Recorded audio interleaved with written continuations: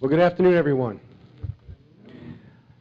What if you could find from the Scripture somewhere that you can define as a place that God would begin His next step to biblical fulfillment? Wouldn't that be incredible? Well, I want to talk about something today. The name of the sermon is The Next Great Step to Biblical Fulfillment. Now, I thought about that title as I wandered and I pondered it in my mind.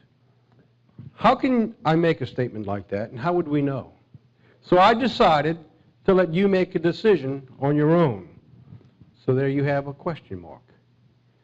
Are we in a time where we have just witnessed the beginning of the next great step to biblical fulfillment?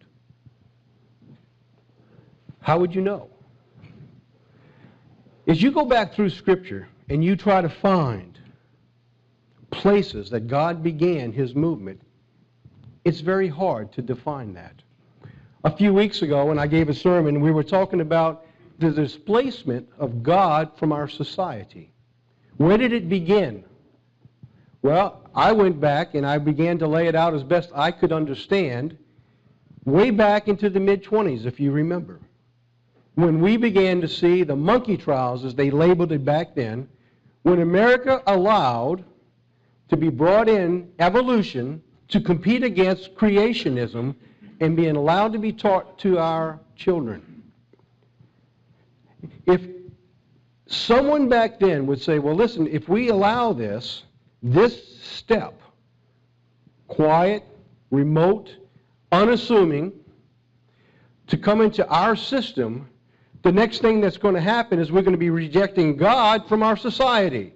They would have laughed you to scorn, wouldn't they? So no, that's not going to happen. We're just teaching another principle of what could have possibly happened. A person doesn't just go from someone who shoplifts in a grocery store to be a hardened murderer, to be a suicide bomber, to be a killer overnight. Things happen little by little. When you talk about the steps, they start very small. Now, I want to talk about something today, and I want to go through this, and I'm going to get back into the Scripture and lead up to, are we at the time of the next great step to biblical fulfillment? Now, let's go through this, and let's see what the Scriptures have to say. In the prophecy, it does not come about by accident.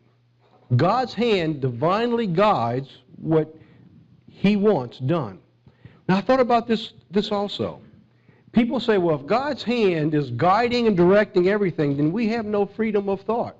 It's going to be done the way He says, and that's it. No, you can't change anything. It's predestined. It's going to happen that way. The interesting thing was, when I went through the Scriptures, what I see is what God brings about is circumstances that allow human beings to make decisions, to make choices. For example, back in the 30s, right after the monkey trials, as I call them, we saw the Wall Street rise to such exuberance, and everybody, there was millionaires everywhere, they said. And then we seen the stock market crash, didn't we? And then we seen the United States go into the Great Depression. Now, the decisions that were made from that time were made upon expediency of the moment. The laws that Roosevelt put into place then was illegal. That's history. I'm not saying something that you probably don't know already. It took actually 10 years for those laws to come in place. They took one step. Policy changed. The policy change was that a taxpayer that you paid, the government could not take your money and give it to someone else. But because there was a need, the government didn't have the money. They couldn't run an unbalanced budget. They had to balance their budgets. They took taxpayer money, used it to develop systems, the roads, the bridges, and all the other things that they go into, started getting off food and money. So they took taxes from one individual and gave them to another. That was against the law. The Supreme Court came in and said, no, you can't do that. And it would be overturned. During the course of 10 years, one law would be in place, another one would be overturned. During that time, the Supreme Court justices gradually changed to where there are enough judges on the courts to be able to change the law. Had the United States not done that, I look at that as a great step to biblical fulfillment. Why? Because the policy changed that almost 60, 70 years, 80 years down the road, we're witnessing the results of a policy change that went contrary to God's law. Do you understand where I'm coming from? Now, Roosevelt is classified as a hero, and he got him through the Great Depression and the policy changes. The problem is, if we make decisions that are contrary to God's law, somewhere down the course of time, you will pay a price. The taxpayers today are paying a horrendous price that they could never have imagined when it seemed like it was the right thing to do. You follow where I'm coming from? We're talking about policy, how it changed the future of America from the 30s to today, where the government can actually come in and take, against taxpayer will, $800 billion, $700 billion, buy out companies, and just give out the money, and now they don't know where it went. $350 billion just dry up and say, where is all that money? And now everybody's mad at everybody else, trying to figure out what's going on. Prophecy is divinely guided. Prophecy sometimes takes thousands of years to come to pass. God raises up, God removes nations, kings, and presidents. He will put the policy in for what he needs to come about, and then it's up to individuals whether they will stand by the truth or not.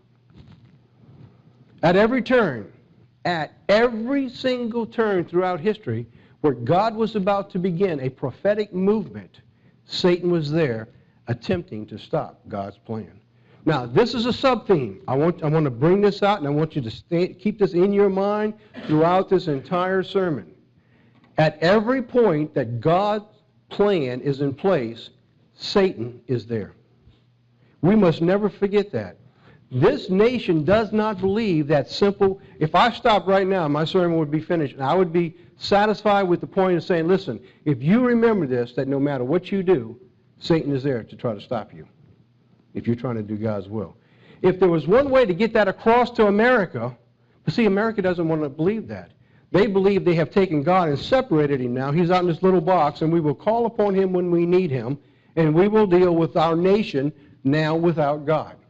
That's what our nation has done. That could not have happened had we not allowed the very first step back in the 20s by allowing an evolutionary process to come in. Do we understand that? It's very simple. And you don't realize that each one of these steps takes place. Satan's fury. Now, this is how Satan works. Satan doesn't change. Satan works, this is as simple as I can grasp it. Now, there was a day when the sons of God came to present themselves before the Lord, and Satan came also among them. There he is. He's there before God. And we can go on and say, the Lord said to Satan, where do you come from? And Satan answered the Lord and said, from going to and fro in the earth and from walking up and down in it.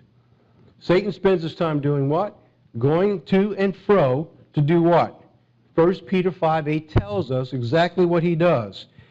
We have the warning, be sober, be vigilant, because your adversary, the devil, as a roaring lion, walks about, and every time you go before God, and your prayers are before God, please understand, Satan will be there trying to destroy you.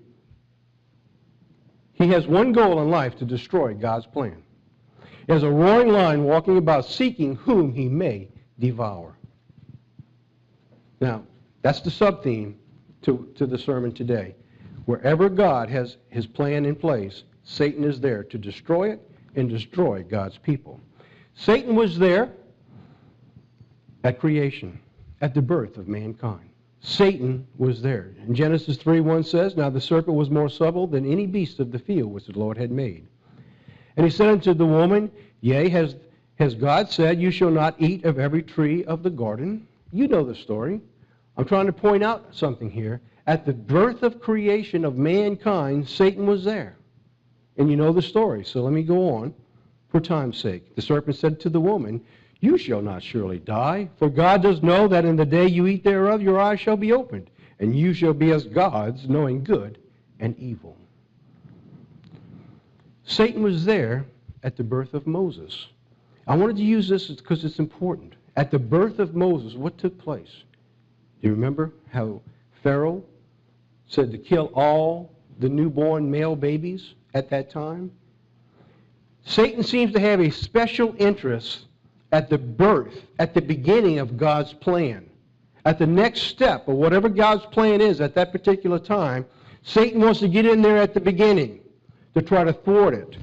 In Exodus 1:8 says, there rose a king over Egypt which knew not Joseph. And Pharaoh charged all his people, saying, "Every son that is born you shall cast into the river, and every daughter you shall save alive." And there went a man out of the house of Levi, and he took a daughter of Levi, and the woman conceived and bare a son. And when she saw him, that he was a goodly child, she hid him for 3 months. And when she could no longer hide him, she took and put him into the bulrushes, and dabbed it with slime and with pitch, and put the child therein, and she laid it in the flags by the river's bank. You know the rest of that story of Moses. Satan was there at the birth of Christ. We know the story, how it parallels that of Moses, and how it said Herod, when he saw that he was mocked of the wise men, was exceedingly wroth, and sent forth, and he slew all the children that were in Bethlehem, and all the coast thereof from 2 years old and under, according to the time which he had diligently inquired of the wise men. Satan was there at the birth of every plan of God for mankind. He is there before God when you go before him, when the sons of God come before men to present themselves. He is there also. Now these examples of the birth of Christ and the birth of Moses, I want to keep those in mind. Toward the end of the sermon, you'll see how important these parallels will be to the time that you and I live in today for this next great step of God. The Bible uses the term "at the appointed time" quite often. God is patient. He had a plan. He had a plan of 6,000 years for mankind, for you and I. Genesis 18:14 says, "Is there anything too hard for the Lord? At the time appointed I will return unto the time of life, and Sarah shall have a son." God said at that particular time, at the appointed time. It was approximately 10 years from this statement till Abraham had their first son. Approximately 10 years. Because you see, God had a plan. There was a time. When God begins his plan, it's hard to determine. And I'm going to go through 2 prophetic scriptures in a few minutes to show you we can look back at one. And from the example of that one, he gives us how to understand the second. In Job 14:14 it says, "If a man die, shall he live again? All the days of my life, of my appointed time, will I wait."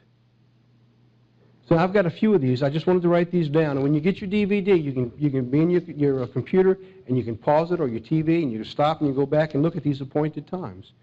Daniel, there's quite a few examples of God talking about at the appointed time.